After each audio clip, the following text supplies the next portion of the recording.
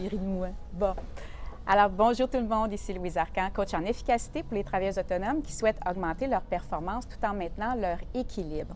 Alors, dans le cadre d'une série vidéo déjouer les pièges du travail autonome, j'ai l'immense privilège de rencontrer des gens qui m'inspirent, des gens créatifs, des gens performants, puis quelquefois des gens qui m'intriguent aussi. Puis aujourd'hui, bien, ça ne fait pas exception parce que je suis en compagnie de Martin Latulippe, qui est coach, formateur, conférencier et aussi le créateur de l'Académie Zéro Limite. Alors, bonjour Martin. Allô Louise, comment ça va? Ça va super bien. Est-ce que je tombe dans la catégorie intrigue, moi, ou Un peu de tout. un peu de tout? Petit côté mini-wheat, c'est bon. Un petit côté mini-oui. Excellent. Alors, Martin, je me demandais, parce que je sais qu'avec l'Académie Zéro Limite, bien, en fait, j'imagine qu'il y a plusieurs travailleurs autonomes, plusieurs gens en démarrage d'entreprise aussi. Alors, quel est, selon toi, le piège numéro 1 de ces personnes-là? C'est une très bonne question qui me passionne, Louise. Premièrement, c'est que ça peut être multifactoriel pour différentes personnes parce qu'évidemment, chaque personne a ses forces, chaque personne a peut-être ses zones qu'elle doit travailler. Donc, pour certaines personnes, ça peut être une faiblesse numéro 1 différente que celle que moi je vais te partager. Par contre, en général, je trouve que les travailleuses autonomes, autant les travailleurs autonomes, je trouve que l'isolement est certainement un frein énorme, tant au niveau de développement d'affaires qu'au niveau de santé psychologique ou même de développement des affaires, parce que on est seul à travailler sur sa passion, sur son rêve, avec sa clientèle. Et très souvent, lorsqu'on a des zones de passage à bas niveau, que ce soit notre flux de trésorerie qui soit basse ou que ce soit un client sur lequel on bosse depuis des semaines et des semaines, finalement, il décide d'aller avec un autre fournisseur. Ce sont pas nécessairement des émotions qui sont faciles à gérer. C'est une fluctuation émotionnelle qui est énorme à gérer. Et si on demeure isolé en pensant que c'est juste à nous que ça arrive ou qu'on ne peut pas croire qu'on a un autre échec.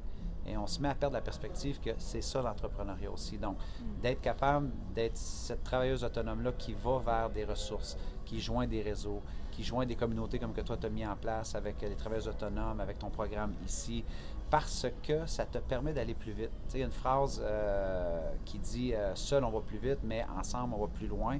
Je pense que oui, ça prend de la vitesse dans l'économie d'aujourd'hui, mais l'important c'est d'aller sur la durée. Et en s'entourant et en n'étant pas victime du tourbillon de l'isolement, je trouve que ça épargne beaucoup de problématiques, que ce soit comptable, stratégique, marketing, développement d'affaires et émotionnel, parce que veut pas, ça vient avec son lot de haut et de bas d'être une travailleuse autonome et quelqu'un qui est à son compte. Donc, tu as parlé beaucoup d'isolement. Est-ce que tu as vécu ça, toi, dans le fond, dans tes débuts ou même encore, le côté isolement? Oui, ça peut être super subtil, je le vis encore. En fait, je le vis constamment. C'est simplement que j'ai mis des systèmes en place pour essayer de mieux m'entourer parce qu'en fait, on est tous et toutes de petites micro-entreprises, mais ça ne veut pas dire qu'il faut le gérer de façon isolée, en silo. Donc, par exemple, moi, maintenant, j'ai beaucoup de sous-contractants qui travaillent avec moi. Ça m'a pris du temps à les trouver, mais maintenant, c'est des gens qui connaissent, mettons, ma marque de commerce, mon style de communication. On a bien établi une délégation. Je fais partie de des mastermind groups où c'est que je peux aller extérioriser des problématiques d'affaires que j'ai, que je ne peux pas nécessairement parler avec mon beau-frère, puis je l'aime et je le salue, mais tu comprends, souvent, c'est des choses qu'on vit tellement intensément parce que c'est notre bébé, c'est notre entreprise, c'est notre passion, c'est ce qui met du beurre sur la table, on veut être fier de notre travail, donc pour moi, tu sais, c'est très important d'aller mettre ces systèmes-là en place. Donc, je l'ai vécu, mais je le vis encore, mais beaucoup plus subtilement. Moi, j'ai une théorie que j'appelle la psychologie du cerveau wow et la psychologie du cerveau go. Et ça peut être aussi subtil que ça, d'avoir un projet. Et là, tu te dis, oui, mais moi, je suis qui pour penser que je pourrais avoir ce gros client-là? Ou je suis qui pour penser que je pourrais finalement faire affaire avec cette boîte-là?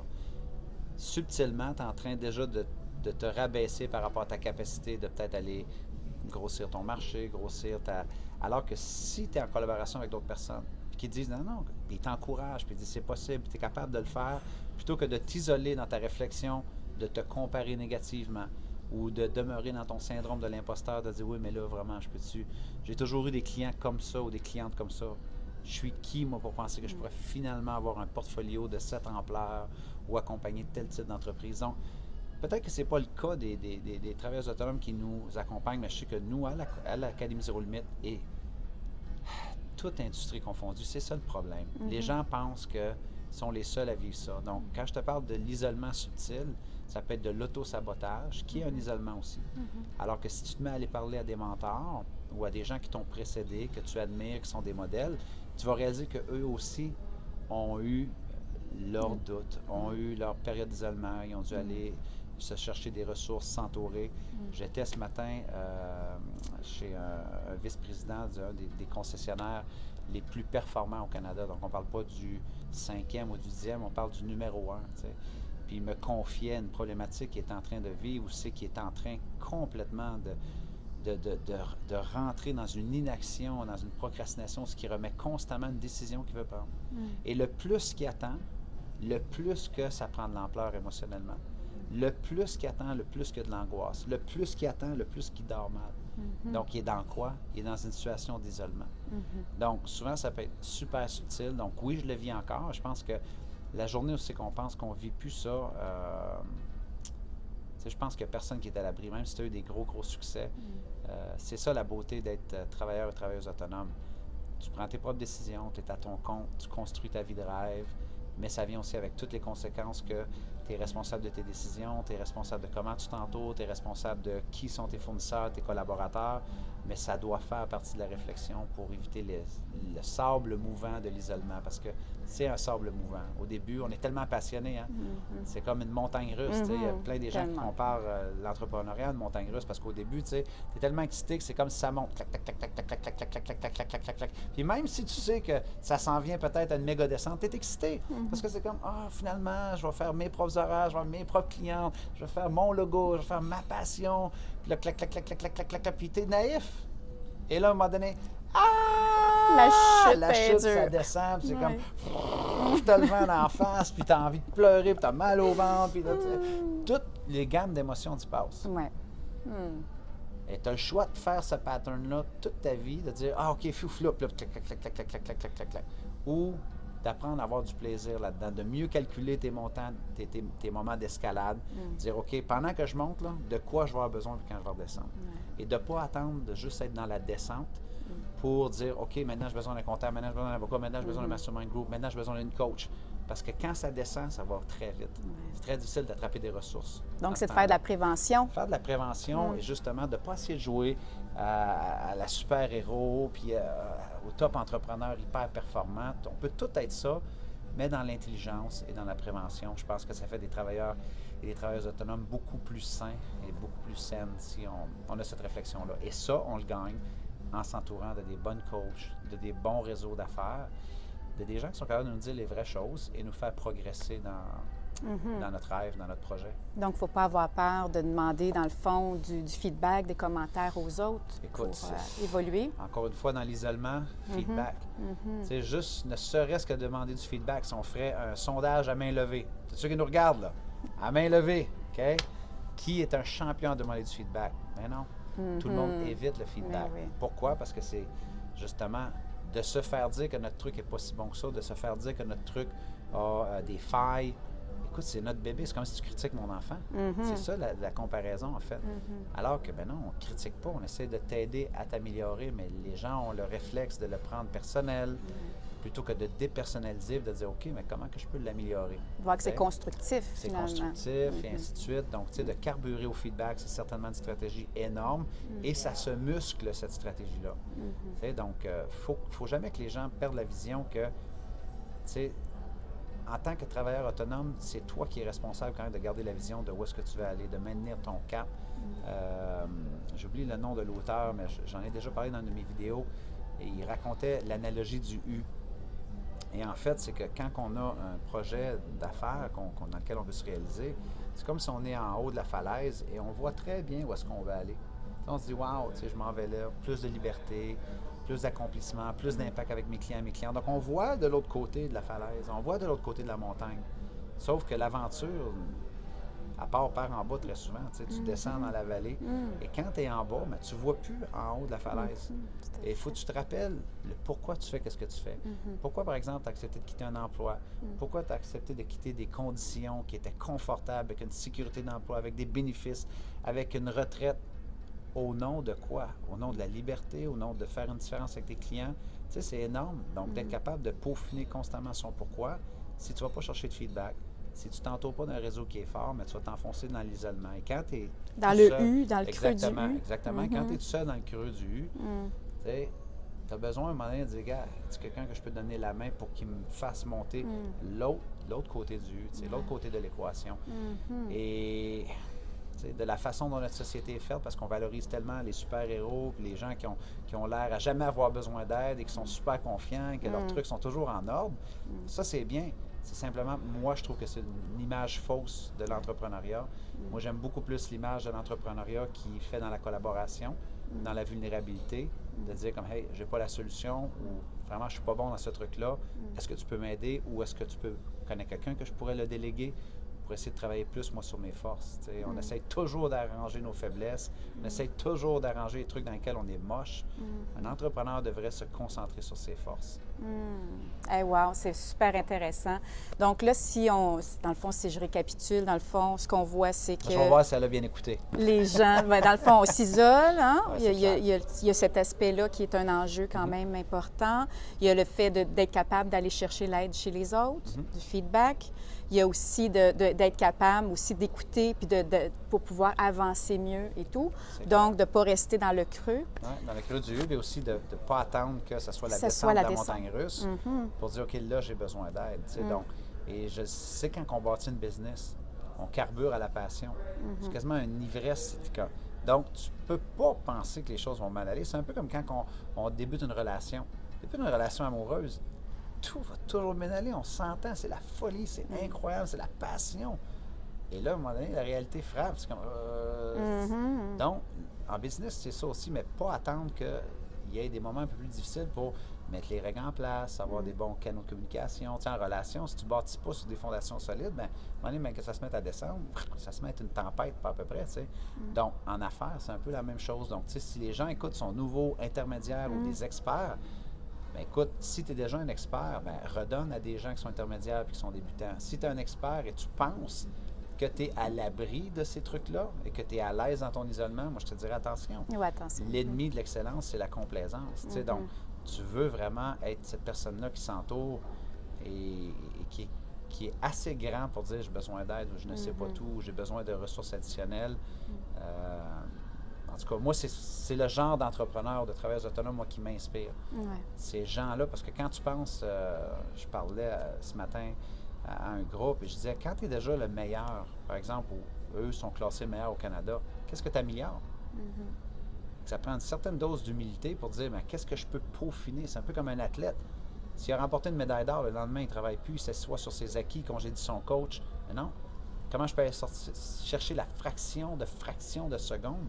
Là, on est dans l'excellence. Mais un entrepreneur, il faut souvent se livrer ou s'auto-livrer ce genre de réflexion-là. Bon, ben, je peux-tu améliorer mon service à la clientèle? Je peux-tu améliorer tel truc? Je peux-tu améliorer mon prochain événement? Et c'est tout ce questionnement-là qui est une quête qui termine pratiquement jamais, qui fait, je trouve, que tu demeures frais, tu demeures à jour avec tes offres, avec ta façon de servir tes clients, puis aussi dans ta croissance en tant qu'entrepreneur. Je trouve que c'est génial d'avoir plus une attitude comme ça. Parce que si toi, tu grandis, tes clients grandissent avec toi, tu comprends? Oui, tout à fait, tout à fait. Si tu avais une stratégie à nous partager, là, quelque chose qui pourrait être efficace, qui pourrait, parce que, bon, disons que tu viens d'en partager plusieurs, là. J'en ai plus, c'est tout ce que j'ai. C'est tout ce que je connais. Une chose qui ferait peut-être, je ne sais pas, qui pourrait rassembler tout ça ou qui pourrait être vraiment quelque chose que la personne, elle se dit, bien moi, je pars avec ça, puis ce serait peut-être ça, la petite chose que je pourrais tout de suite mettre en place pour vraiment soit sortir de l'isolement, soit aller chercher de l'aide? Bien, moi, je dirais probablement une chose que si vous démarrez ou intermédiaire ou avancez dans votre business, je vous dirais, la première chose que moi, j'aimerais vous dire, c'est doubler ou même quintupler facilement la reconnaissance que vous exprimez à vos clients et à votre cliente ou à vos clientes. on vit maintenant dans un ère où c'est qu'on peut faire tellement plus pour exprimer la reconnaissance que je pense que c'est un gain assez facile à aller chercher d'être cette personne-là qui ne fait pas juste dire merci, mais qui essaie de démontrer plus, envoyer des petites vidéos, envoyer des coucous, envoyer des textes, peu importe ce que c'est. Je pense qu'il y a moyen de vous démarquer automatiquement en étant cet entrepreneur-là qui est hyper reconnaissant. Il ne faut pas oublier, là, ces gens-là investissent de l'argent chez vous, ils vous font confiance ou peu importe ce que c'est. Tout Donc, à fait. essayez d'être cette personne-là qui comprend qu'il y a une grande différence entre faire une vente et d'avoir un client peut-être à vie. Tu sais, on est tellement à la recherche de la prochaine vente, mais on oublie que cette vente-là qu'on vient de faire, mais la personne peut peut-être passer 2 ans avec nous, 3 ans, 4 ans, 5 ans, 6 ans, 7 ans. Et moi, je sais, c'est un monsieur du nom de Nido Cobain qui a complètement transformé ma philosophie parce qu'il dit, si tu veux devenir un très, très bon entrepreneur, aie une stratégie pour la valeur à vie de tes clients. Lifetime value of a customer. Wow. C'était la première chose que moi j'entendais. C'est super intéressant. Parce que lui, il a des boulangeries. Et lui, sa philosophie, c'était de dire, vous ne vendez pas un pain. La personne qui rentre dans la boutique, je veux que vous ayez en tête de lui vendre un pain pour les 40 prochaines années. Mais l'approche... Fidéliser, mais l'approche, si tu veux vendre un pain, elle n'est pas la même que si tu veux vendre un pain pour les 40 prochaines années. Tu comprends? Parce que c'est facile de prendre ce client-là pour acquis à un moment donné. C'est facile de dire, c'est pas important, c'est juste lui ou il vient de toute façon à tous les jours. Alors que si tu te dis, oui, mais c'est 1,50 le pain, ou il va m'acheter pour 30 000 de pain, c'est pas le même calcul, tu comprends? Ben non, tout à fait. Donc, toute cette notion de reconnaissance-là, nous, on essaye, en tout cas, moi, personnellement, dans notre organisation, on essaye de mettre ces choses en place, essayer d'être un petit peu plus créatif et de le mentionner. Je veux dire, on avait un événement dernièrement à Québec, quand les gens arrivaient, j'ai écrit un beau petit message personnel pour remercier tout le monde. Tu sais, avant même que l'événement commence, je voulais essayer, les remercier constamment. Donc, je trouve qu'il y a quelque chose de bien à bâtir là-dedans. C'est un beau terrain de jeu, en fait. C'est un terrain de jeu qui est accessible à tout le monde. Ben je ne suis pas en train de partager une stratégie marketing, c'est du gros bon sens. Sauf que quand tu y penses, il n'y a pas beaucoup de monde qui applique cette notion-là, on dirait peut-être de façon un peu plus démonstrative. Tu sais, on va aller dans la liste de remerciements ou un petit truc bien, bien simple. Mais moi, je disais, fais-en 5 fois plus. Fais-en un peu plus. Tu vas voir que ça va t'aider. Même avec tes mentors, même avec tes coachs, même avec les personnes qui t'entourent, sois cette personne-là qui, de façon très généreuse, remercie les gens d'être autour de toi. C'est une stratégie d'affaires que je n'ai pas même vue dans des MBA ou des doctorats, mais pour moi, tout cet aspect-là de générosité, tout cet aspect-là de redonner à qui de droit, grâce à qui tu es rendu là, pour moi, en tout cas, moi, je trouve que c'est quelque chose qui t'apporte énormément dans ton développement d'affaires. Donc, tout à fait. Hey! Merci beaucoup, Martin! Merci beaucoup. Alors, c'était Martin Latulippe. Alors, je souhaite vraiment que cette capsule-là vous a donné plein de stratégies, plein d'outils. En tout cas, même moi, là, ça m'a donné plein d'idées. Alors, je vous rappelle que je suis... je viens de rater. Ben non. Non, on continue. Pourquoi t'as raté? Elle ne veut pas s'accorder le droit à l'imperfection. Ça, c'est un autre sujet dont on aurait pu parler. Alors, je vous rappelle, mon nom est Louise Arcan. Je suis coach en efficacité pour vous, travailleuses autonomes qui souhaitent augmenter vos performances, maintenir votre équilibre. Puis, je vous souhaite vraiment de continuer vraiment à être inspirante, créative, innovante, parce qu'il y a des gens, mais tellement de gens qui ont besoin de vous, de votre talent, puis surtout là, de votre belle, belle passion. Alors, merci de tout cœur de nous avoir écoutés tous les deux, puis à très bientôt pour une prochaine capsule. Merci, au revoir. Au revoir tout le monde.